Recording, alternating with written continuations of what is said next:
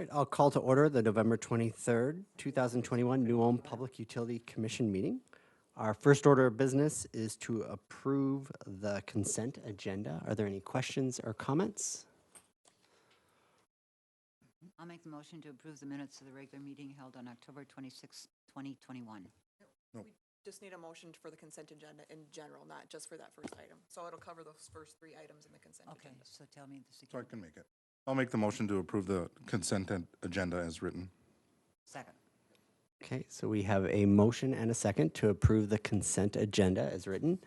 Are there any other discussion? All right, all in favor say aye. Aye. Opposed, same sign. Motion carries. All right, our second order of business is to discuss the Employee of Month recognition. Yes, Commissioners, the Employee of the Month for October is Patty Fairber. Patty is the custodian for the PUC Administration Department. She's been employed by the Public Utilities since July 2006, and she consistently does a great job. She is always willing to lend a helping hand and regularly helps out wherever is needed. During 2020, she was very diligent about the cleaning and sanitizing of the office and always made sure that the safety and cleaning supplies were in stock and available to staff.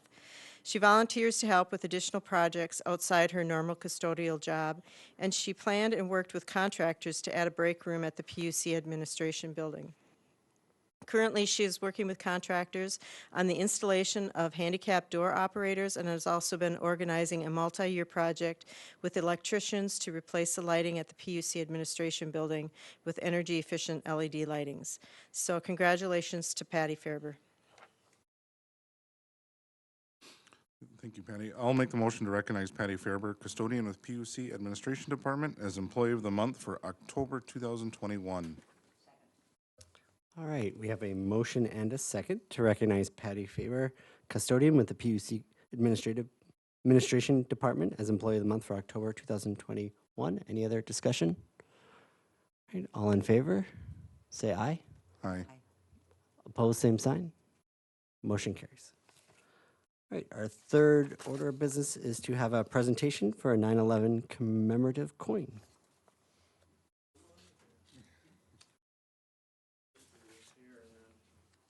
So hi, I'm Greg Peterson from the Brown County Veterans Service Office, and we are recognizing 2 of your employees who have served in the global war on terror by giving them a special medallion made by the state of Minnesota. It comes from the Minnesota Department of Veterans Affairs on the 20th anniversary of the 9/11 attacks, and there's a nice 9/11 on the backside.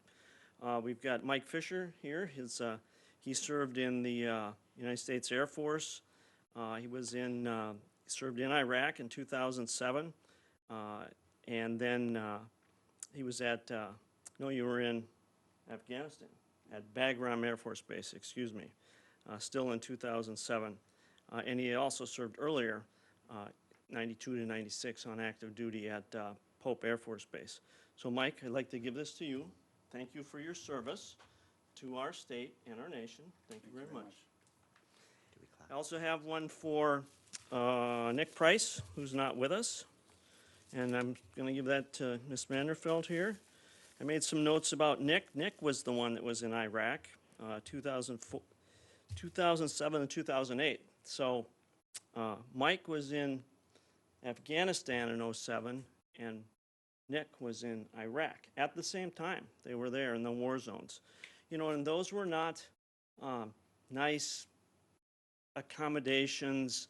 That was when the surge, that's what they call it, the surge was going on, or the troop buildup. That's when the suicide bombers increased and things like that. I made some notes off of Nick's military discharge, and he was awarded the Combat Action Badge and the Combat Assault Badge. And those aren't just given out for sitting in an office building. That's the guys that were really in the bad stuff. So this will be for Nick.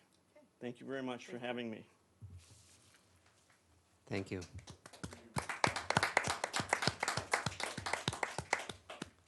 So I'm not sure, there's not a motion that needs to be made, correct? Okay. Thank you. Thank you very much. Thank you for your service. Yes, thank you, Michael and Nick. All right, so our next item is to discuss the steam regulator for the number 4 boiler reducing station. Commissioners, as you read through this, the regulator on number 4 boiler actually failed on us last year, so we did do some work to get it working partially.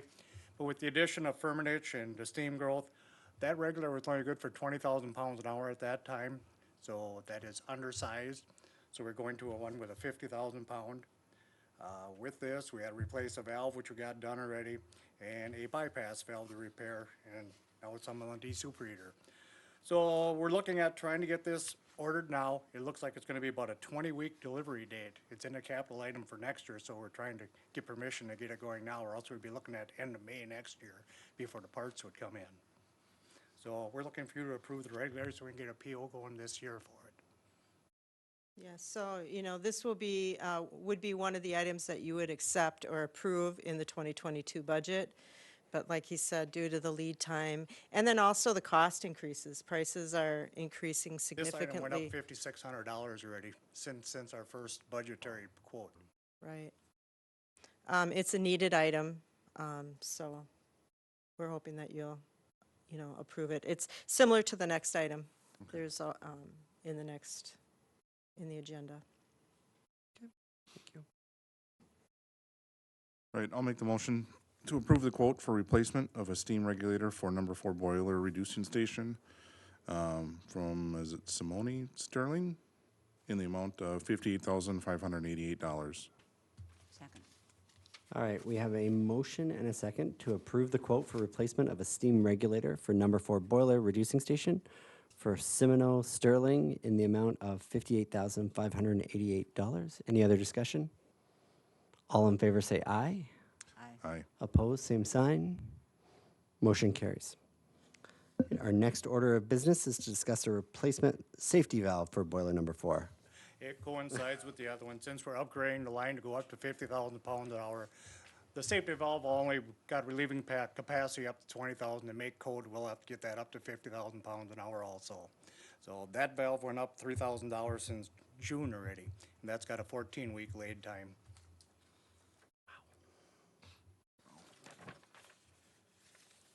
I'll make the motion to approve the quote from Dalco Safety Valve for $10,767.60 for the purchase of a safety valve for the number 4 boiler, 140-pound steam line. I'll second. Okay, we have a motion and a second to approve the quote from Dalco Safety Valve for $10,767.60 for the purchase of a safety valve for the number 4 boiler, 140-pound steam line. Any further discussion? All in favor say aye. Aye. Opposed, same sign. Motion carries. Our next order of business is to discuss the PUC schedule of fees and charges to be effective January 1st, 2022. Good afternoon, Commissioners. We are asking you to consider adopting the resolution for the new 2022 PUC fee schedule. The changes, there are 4 changes attached to this schedule that is put out every year. And the change this year is just to add the 5% fee for the utility billing late payment fee. This has always been part of our regulations. It's just never been added to the fee schedule per se, so we are just adding that language. There's also in the electric, there's a language change. If disconnect meter is requested by customer, additional charge per meter, that's $150 per meter additional. That language is changing to if disconnect meter is required or requested by customer, additional charge per meter is going, the fee is actually going to stay at $150. It's just that language. And then there is a change in the fee for distributed generation installations for cost for typical small distributed generation that follow the uniform contract. And that fee is proposed to change from $500 to $900. And this fee covers the commissioning, testing, and meter upgrades for solar installations, including the bidirectional meters. Okay, so just determined that we were undercharging Yes, previously? it's the labor and expenses, and then the commissioning testing. We have an outside firm come and do that, so those are the increases in those fees. Okay, thank you. And then the water increase for the line stop charges, for other municipal systems only, the line stop installation fee is projected to increase from $2,000 to $2,200. And that again is the materials and labor, to do that, installation. And those are the 4 changes for this year.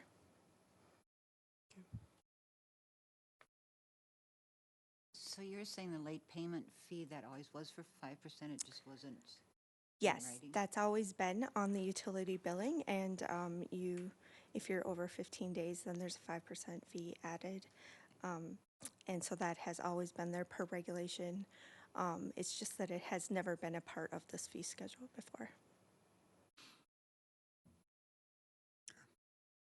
I'll make the motion to adopt the resolution and waive the reading approving the 2022 PUC schedule of fees and charges to be effective January 1st, 2022.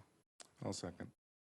All right, so we have a motion and a second to adopt the resolution and waive the reading approving the 2022 PUC schedule of fees and charges to be effective January 1st, 2022. Any further discussion? All in favor say aye. Oh, it's a resolution? Okay, so call the roll. Commissioner Shaunis, Yes. Commissioner Visser, Yes. and Commissioner Fingland. Yes. Motion carried.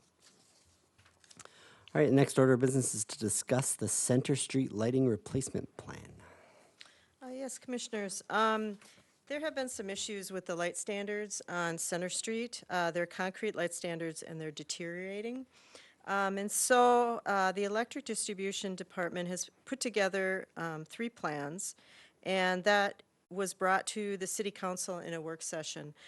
It is street lighting is public safety lighting.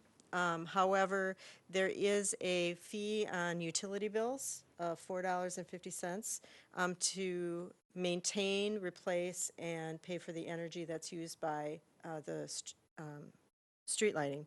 And so City Council felt that it was appropriate that this come to the PUC Commission for acceptance as well.